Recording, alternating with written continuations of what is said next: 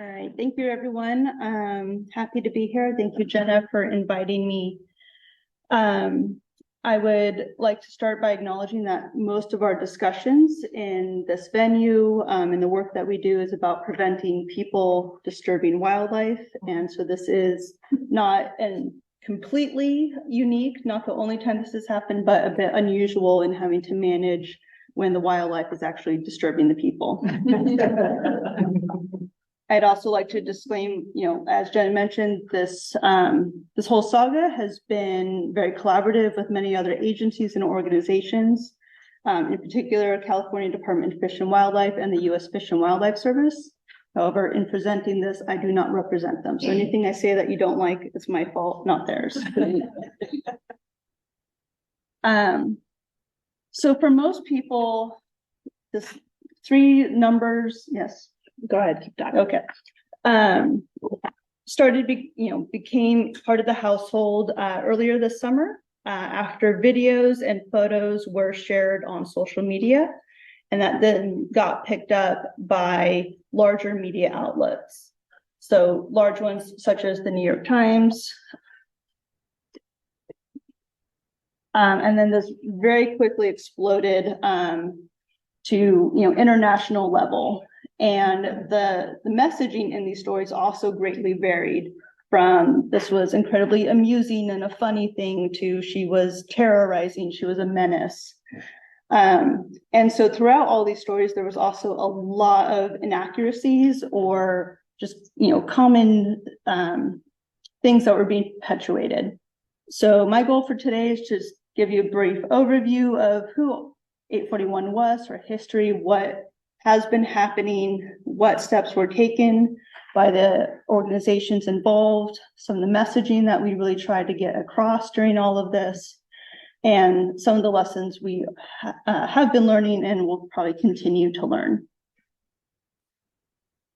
So to get into 841's history, and also why I'm the one standing up here talking, have to talk a little bit about the Sea Otter, Monterey Aquarium Sea Otter surrogacy program.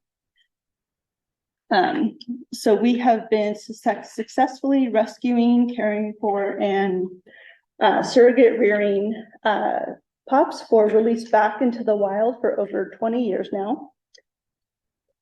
Good. And by this process, we are able to respond to pups that have been orphaned and require rescue if we cannot reunite them with their mothers in the wild. They then are provided hands-on care to get them stabilized, but we're doing this wearing disguises. So they have a mask over their face. They're wearing a black poncho. You can see in the foreground here, they're also wearing protective gloves. Even at the young age, the bites can hurt. And then once they're old enough, they are paired with one of our non-releasable adult female sea otters who take on that role of a surrogate mom.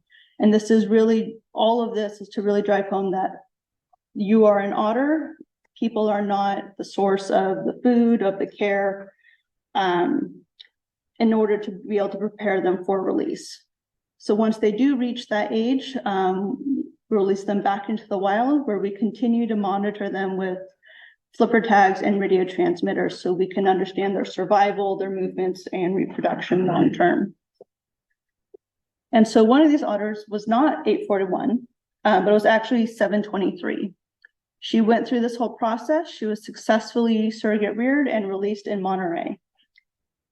About 9 months after she had been in the wild, was doing well on her own, we had direct photos and observations of people in the public feeding her.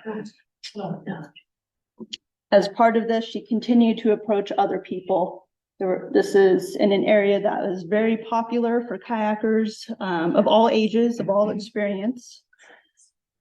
And so as this behavior continued and concerns about aggression, it was decided that she needed to be recaptured and removed from the wild and placed at another aquarium for long-term care.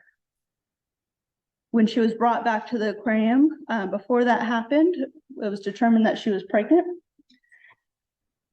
And so she was transferred to another care facility where she was able to give birth to her pup, rear it on her own, with very minimal contact with humans, so that with intent that because this pup, didn't learn that behavior from mom, she was very small at that time, that pup could still eventually go on and be released back to the wild, just like we do our surrogate reared otters, some of whom come in, as young as a day old. So the hope is that we would be able to have a very similar outcome.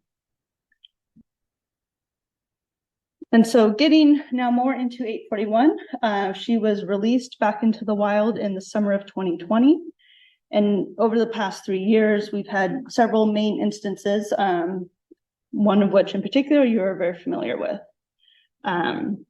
So she was released. She eventually made her way towards Santa Cruz, where she decided that was going to be her home. She was out in the wild, similar to her mom, a little over a year, where she was being monitored without issue, acting like a typical sea otter. When we started getting these sporadic reports of an otter, wasn't clear that it was 841 at first, approaching paddle boards, kayakers. Later on, she gave birth to her very first pup. She left the Santa Cruz area, and while she had her pup, there were no known interactions with people. Summer 22 happens again. She has weaned her pup, and soon after that, she returns to approaching people on the water, including surfers. And again, coming into winter of 2022 and 2023, we again saw her leave the Santa Cruz area. During that time, her second pup was born, and again, no known interactions. And then the summer that I will never forget, earlier, just before we got to summer, 841 lost her pup prematurely for reasons unknown.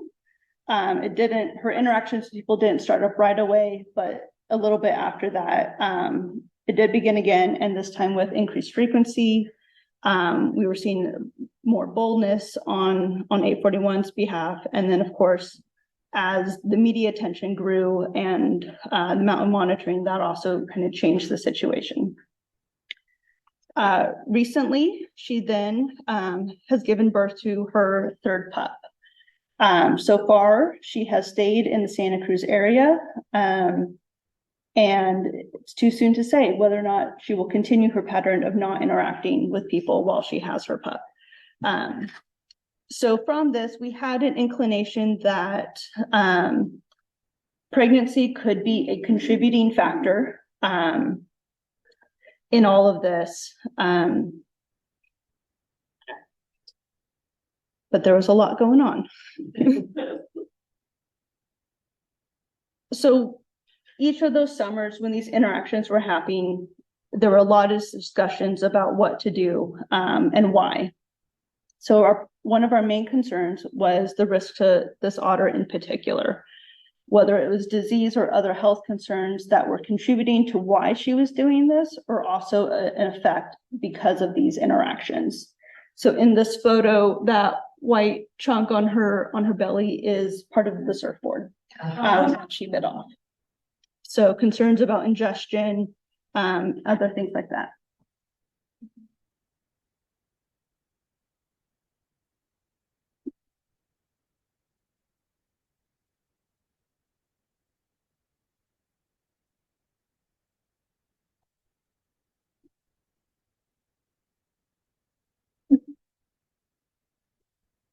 Is something not working?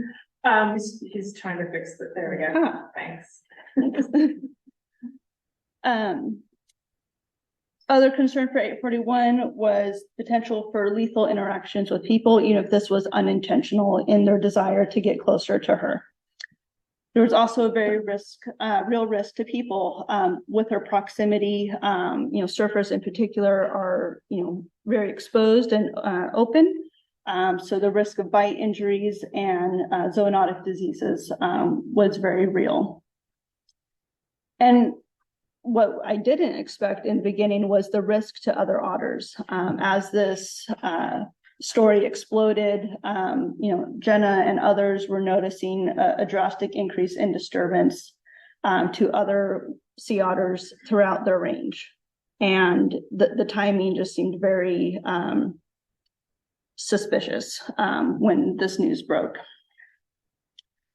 But there was also a lot of levels of different actions that we could take. So of course, monitoring was key to try and assess if was this behavior a one-time thing, was there cause, was it similar to her mother and being fed, or was there something else going on?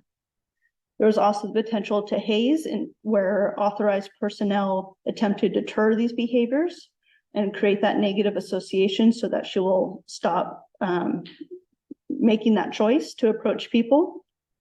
Can also try to relocate the animal to another area within the range where there's less opportunity for those interactions. Or in the case of her mother, removed from the wild and placed in a long-term care facility where they can continue to have a very long and enriched life. So obviously, as I already showed, we saw these interactions occurring repeatedly over multiple years. It wasn't going to go away on its own. Hazing events were attempted, but only offered short-term results.